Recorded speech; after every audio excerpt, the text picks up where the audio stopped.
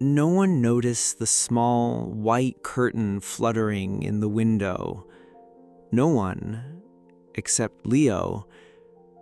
He passed the building every day on his way to the night shift at the auto shop. A 4-story brick apartment complex, windows dark, lifeless, abandoned, they said, scheduled for demolition next month.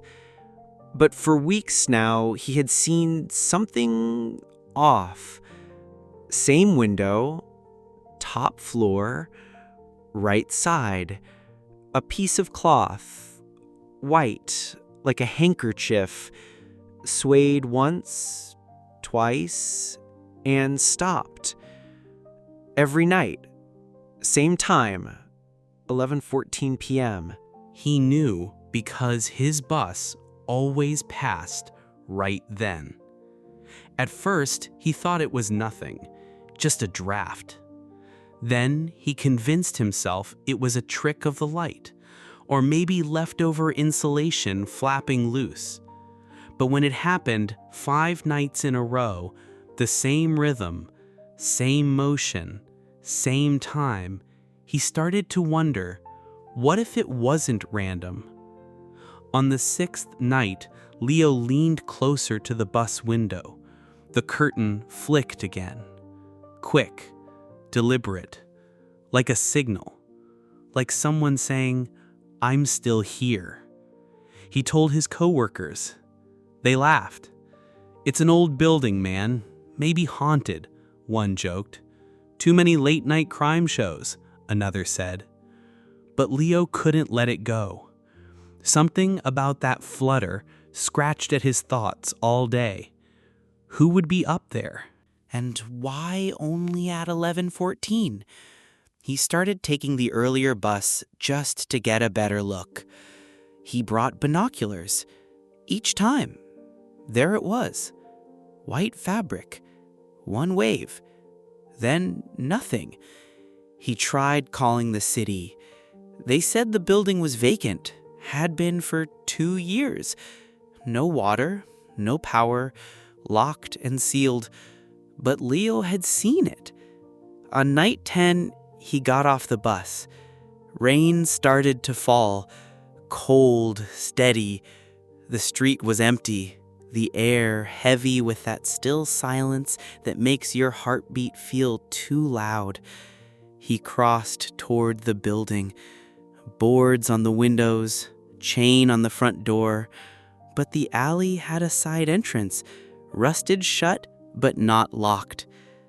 Inside, the smell hit first, mildew, rust, and time. His flashlight beam sliced through the dark, catching old wallpaper peeling off in ribbons. Up the stairs, each step groaned like it hadn't been touched in years. 3rd floor, then 4th. The door to the right quarter apartment was cracked open. He pushed.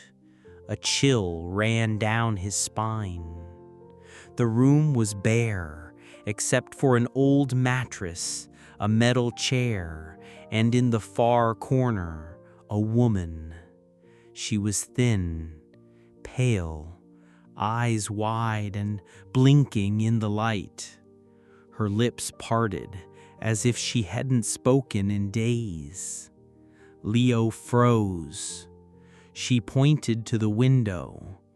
"The curtain," she said softly. "You saw it?" He nodded. Tears welled in her eyes. "I've been waving for weeks. I didn't know if anyone saw." Leo didn't know what to say. The woman, no more than 30, sat curled beside the window like a forgotten photograph. She clutched a blanket around her shoulders, but it was threadbare and damp. Her hands shook, not from the cold, Leo realized, but from something deeper: exhaustion, fear, relief. "I'm Mia," she said quietly. Leo stepped in slowly, keeping his voice soft. How long have you been here? I don't know, she whispered. Since December, maybe? The days started blending together. It was April. She hadn't been squatting. She had been hiding. Through tears and a trembling voice, Mia told him everything. She had escaped a violent partner months ago, fled with nothing but a backpack and a phone that died by morning. The shelters were full. The friends too distant. She had found this place, forgotten, quiet, empty, and stayed. Afraid to go outside, afraid he might find her, afraid no one would believe her. The window was my only chance, she said. I waved every night, hoping, praying someone would notice. Leo felt a knot twist in his chest. That tiny signal, something so small, so easily missed, had been her lifeline.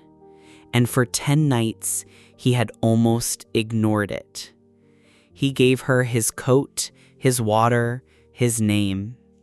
Then he called a friend, a nurse he trusted. She helped Mia get medical attention, food, a warm place to sleep. The next day, Leo went back. The curtain was gone, but sunlight now poured through the window, open for the first time in months.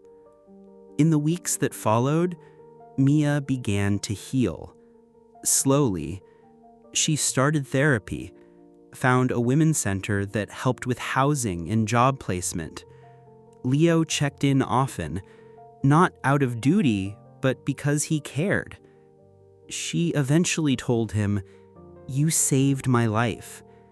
But Leo didn't see it that way. "I didn't save you," he replied. "You saved yourself.